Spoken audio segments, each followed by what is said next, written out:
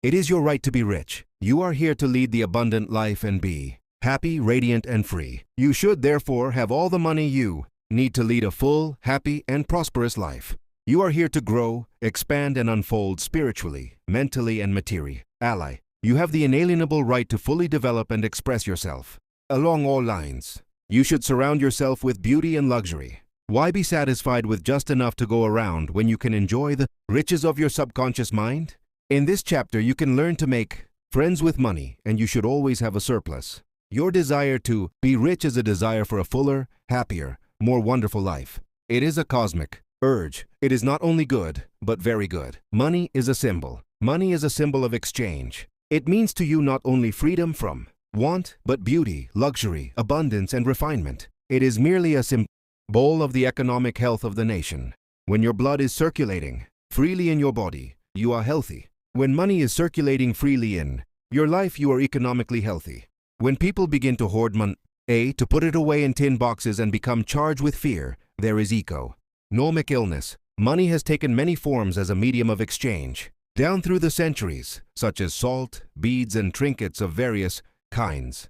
In early times, a man's wealth was determined by the number of sheep and oxen he had. Now we use currency and other negotiable instruments, as it is much more convenient to write a check than carry some sheep around with you to pay bills. How to walk the royal road to riches. Knowledge of the powers of your subconscious mind is the means to the royal road to riches of all kinds, spiritual, mental, or financial. The student of the laws of mind believes and knows definitely that regardless of economic situations, stock market fluctuation, depression, strikes, war, or other conditions and circumstances, he will always be amply supplied, regardless of what form money takes. The reason for this is that he has conveyed the idea of wealth to his subconscious mind, and it keeps him supplied wherever he may be. He has convinced himself in his mind that money is forever flowing freely in his life, and that there is always a wonderful surplus. Should there be a financial collapse of government tomorrow, and all the man's present holdings become valueless, as the German Marx did after the First World War, he would still attract wealth and be cared for, regardless of the form the new currency took. As you read this chapter, you are probably saying, I am worthy of a higher salary than I am receiving. I believe most people are inadequately compensated. One of the causes many people do not have more money is that they are silently or openly condemning it. They refer to money as filthy lucre, or the love of money is the root of all evil.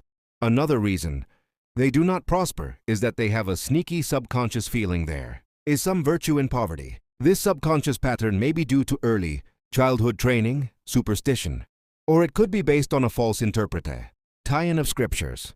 Money and a balanced life. One time a man said to me, I am broke. I do not like money. It is the root of all evil. These statements represent a confused, neurotic mind. Love of money to the exclusion of everything else will cause you to become lopsided and unbalanced. You are here to use your power or author. Eat wisely. Some men crave power, others crave money. If you set your heart on money exclusively and say, money is all I want, I am going to give all my attention to amassing money. Nothing else matters. You can get money and attain a fortune, but you have forgotten that you are here to lead a balanced life. You must also satisfy the hunger for peace of mind, harmony, love, joy, and perfect health. By making money your sole aim, you simply made a wrong choice. You thought that was all you wanted, but you found after all your efforts that it was not only the money you needed. You also desired true expression of your hidden talents, true place in life, beauty, and the joy of contributing to the welfare and success of others. By learning the laws of your subconscious mind, you could have $1 million or many millions if you wanted them, and still have peace of mind, harmony, perfect health, and perfect expression. Poverty is a mental disease. There is no virtue in poverty. It is a disease like any other mental disease. If you were physically ill, you would think there was something wrong with you. You would seek help and do something about the condition at once. Likewise, if you do not have money constantly circulating in your life, there is something radically wrong with you. The urge of life principle in you is toward growth, expansion, and the life more abundant. You are not here to live in a hovel, dress in rags, and go hungry. You should be happy, prosperous, and successful. Why you must never criticize money. Cleanse your mind of all weird and superstitious beliefs about money. Do not ever regards money as evil or filthy. If you do, you cause it to take wings and fly away from you. Remember that you lose what you condemn. You cannot attract what you criticize. Getting the right attitude toward money.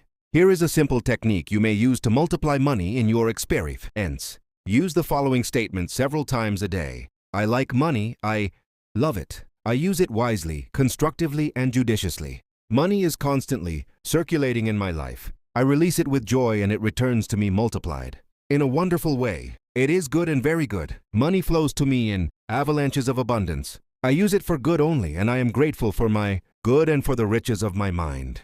How the scientific thinker looks at money. Suppose, for example, you found gold, silver, lead, copper, or iron in the ground. Would you pronounce these things evil? All evil comes from man's darkened understanding, from his ignorance, from his false interpretation of life, and from his misuse of his subconscious mind. Uranium, lead, or some other metal could have been used as a medium of exchange. We use paper bills, checks, nickel, and silver. Surely these things are not evil. Physicists and chemists know today that the only difference between one metal and another is the number and rate of motion of electrons revolving around a central nucleus. They can now change one metal into another through a bombardment of the atoms in the powerful cyclotron. Gold, their under conditions becomes mercury. I believe that our modern scientists in the near future will be able to make gold, silver, and other metals synthetically in the chemical laboratory. The cost may be prohibitive now, but it can be done. I cannot imagine any intelligent person seeing anything evil in electrons, neutrons, protons, and isotopes. The piece of paper in your pocket is composed of atoms and molecules, with their electrons and protons arranged differently. Their number and rate of motion are different. That is the only way the paper differs from the silver in your pocket. How to attract the money you need. Many years ago, I met a young boy in Australia who wanted to become a physician and surgeon, but he had no money. I explained to him how a seed deposited in the soil attracts to itself everything necessary for its unfolding, and that all he had to do was to take a lesson from the seed and deposit the required idea in his subconscious mind. For expenses, this young brilliant boy used to clean out doctors' offices, wash windows, and do odd repair jobs. He told me that every night, as he went to sleep, he used to picture in his mind's eye a medical diploma on a wall with his name on it in big bold letters. He used to clean and shine the framed diplomas in the medical building where he worked. It was not hard for him to engrave the image of a diploma in his mind and develop it there. Definite results followed as he persisted with his mental picture every night for about 4 months. The sequel of this story was very interesting. One of the doctors took a great liking to this young boy, and after training him in the art of sterilizing instruments, giving hypodermic injections, and other miscellaneous first aid work, he employed him as a technical assistant in his office. The doctor later sent him to medical school at his own expense. Today, this young man is a prominent medical doctor in Montreal, Canada. He discovered the law of attraction by using his subconscious mind the right way. He orated an age-old law which says, having seen the end, you have willed the means to the realization of the end. The end in this case was to become a medical doctor. This young man was able to imagine, see, and feel the reality of being a doctor. He lived with that idea, sustained it, nourished it, and loved it until, through his imagination, it penetrated the layers of his subconscious mind and became a conviction, thereby attracting to him everything necessary for the fulfillment of his dream. Why some men do not get a raise in pay. If you are working in a large organization and you are silently thinking of and resenting the fact you are underpaid, that you are not appreciated, and that you deserve more money and great recognition, you are subconsciously severing your ties with that organization. You are setting a law in motion, and the superintendent or manager will say to you, "We have to let you go." Actually, you dismissed yourself.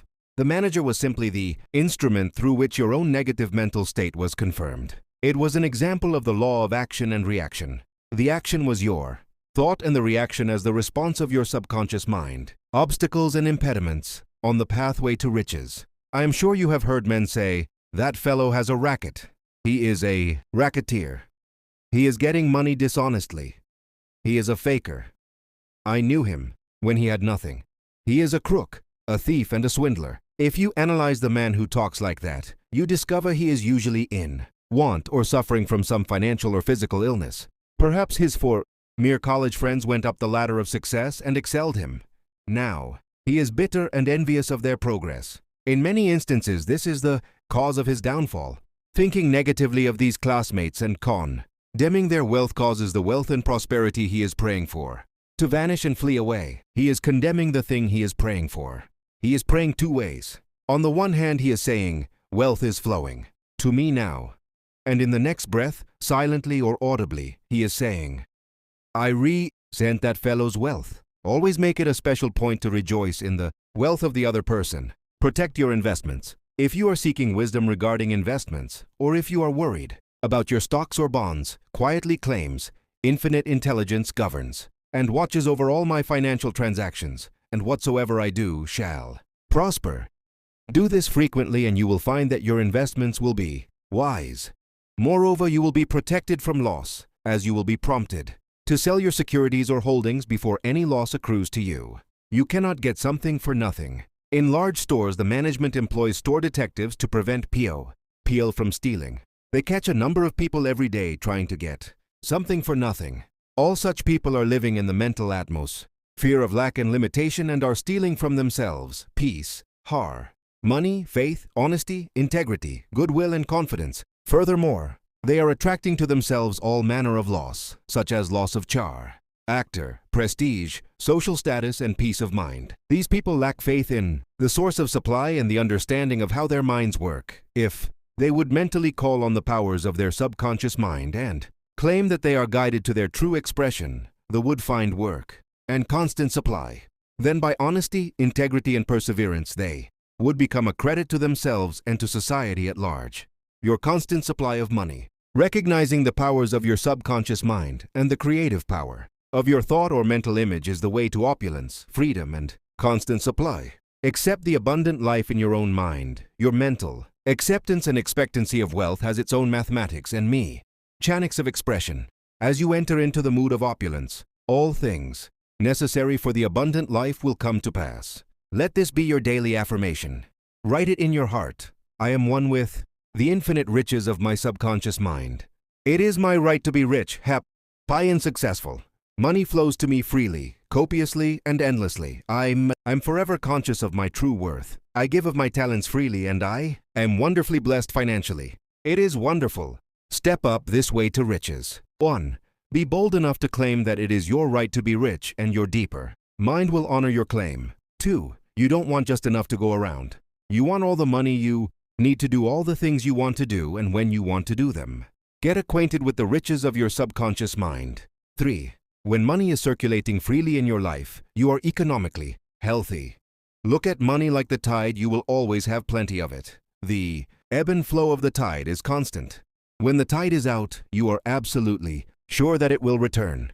4. Knowing the laws of your subconscious mind, you will always be supplied regardless of what form money takes. 5. One reason many people simply make ends meet and never have enough money is that they condemn money. What you condemn takes wings and flies away. 6. Do not make a god of money. It is only a symbol. Remember that the real riches are in your mind. You are here to lead a balanced life. This includes acquiring all the money you need. 7. Don't make money your sole aim. Claim wealth, happiness, peace, true expression, and love, and personally radiate love and goodwill to all. Then, your subconscious mind will give you compound interest in all these fields of expression. 8. There is no virtue in poverty. It is a disease of the mind and you should heal yourself of this mental conflict or malady at once. 9. You are not here to live in a hovel, to dress in rags, or to go hungry. You are here to lead the life more abundant. 10. Never use the terms filthy lucre or I despise money. You lose what you criticize. There is nothing good or bad, but thinking of it in either light makes it so. 11. Repeat frequently, I like money. I use it wisely, constructively, and judiciously. I release it with joy and it returns 1,000-fold. 12. Money is not evil anymore, so then copper, lead, tin, or iron which you find in the ground. All evil is due to ignorance or misuse of the mind's powers. 13. To picture the end result in your mind causes your subconscious to respond and fulfill your mental picture. 14. Stop trying to get something for nothing. There is no such thing as a free lunch. You must give to receive. You must give mental attention to Your goals, ideals, and enterprises and your deeper mind will back you up. The key to wealth is application of the laws of the subconscious mind by impregnating it with the idea of wealth.